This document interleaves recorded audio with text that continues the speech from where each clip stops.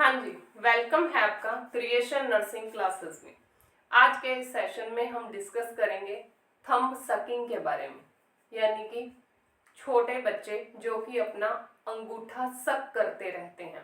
तो क्या होता है थंब सकिंग, और ये जो थंब सकिंग है बच्चे कितने साल की उम्र तक करते हैं। तो थंब सकिंग क्या है? एक नॉर्मल रिफ्लेक्स है। नॉर्मल यानी कि सकिंग, सक करना। जितने भी बच्चे हैं वो सभी सकिंग करते हैं, जैसे कि वो ब्रेस्ट से मिल्क को सक करते हैं। तो सकिंग रिफ्लेक्स एक नॉर्मल रिफ्लेक्स है बच्चे में पाया जाने वाला एक नॉर्मल रिफ्लेक्स है सकिंग रिफ्लेक्स। ये थंब सकिंग, अगर कुछ बच्चे अपने थंब को सक करना स्टार्ट कर देते हैं तो लगभग 2 ईयर की एज तक आते आते, या फिर जब वो उन बच्चों को स्कूल में लगा दिया जाता है तब तक वो थंब सकिंग छोड़ देते हैं। लेकिन अगर बच्चा थंब सकिंग को 7 ईयर से अबव तक, 7 या 8 ईयर से अबव तक भी सक कर रहा है, थंब सकिंग को कंटिन्यू रख रहा है, तो यह एक साइन है स्ट्रेस का। मतलब कि इससे ये पता चलता है कि वो बच्चा किसी स्ट्रेस में है। तो इसके कोज देखते हैं।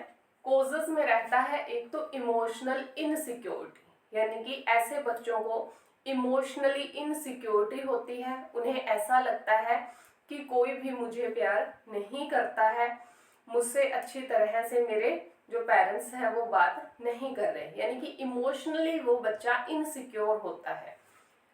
आइसोलेशन, जो ऐसे बच्चे हैं, अगर कुछ बच्चे ऐसे होते हैं जो घर में अकेले रह जाते हैं, खेलने के लिए दूसरे बच्चे नहीं होते, या आसपास भी और उनकी एज के बच्चे नहीं होते हैं जिनसे वो खेल सकें, तो ऐसे में क्या है, आइसोलेशन भी एक रीजन बनता है थंब सकिंग का।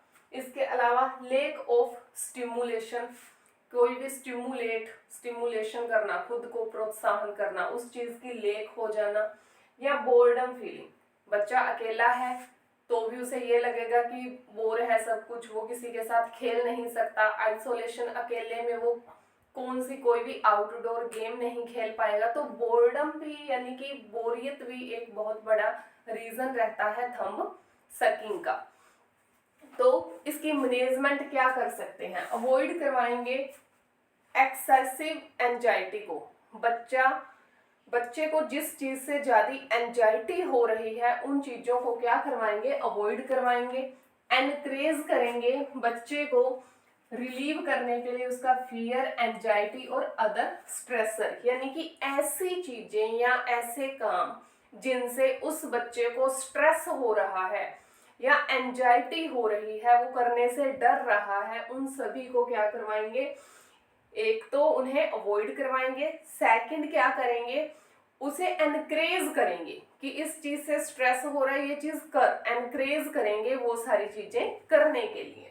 इसके बाद है direct mind with other activities, जो बच्चा है उसके माइंड को अदर और भी एक्टिविटीज में लगाएंगे ताकि उसका माइंड क्या है, अदर एक्टिविटीज में जब बिजी रहेगा, जब बच्चा दूसरी एक्टिविटीज में बिजी रहेगा तो उसे ध्यान ही नहीं होगा कि मुझे क्या है, अपना थंब सक करना है। वो जो उसकी हैबिट है, क्योंकि ये थंब सकिंग क्या है, उस बच्चे की एक हैबिट बन चुकी है, तो वो उस बच्चे की हैबिट क्या है, इससे छूट जाएगी। तो जितना ज्यादा हो सके उतना बच्चे को अपने क्या करेंगे, एक्टिविटीज में बिजी रखेंगे।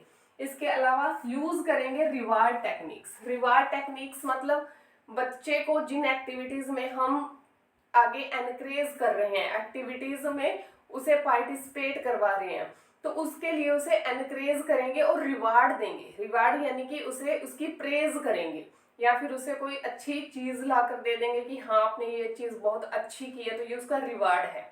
ठीक है, तो रिवार्ड एक पॉजिटिव वे होता है बच्चे को एनकरेज करने के लिए।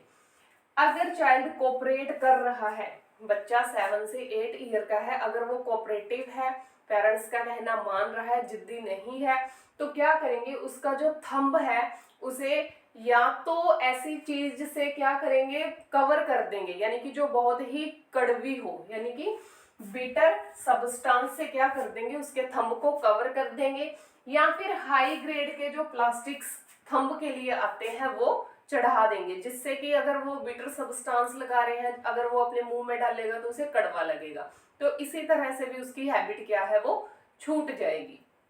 तो ये था थंब सकिंग।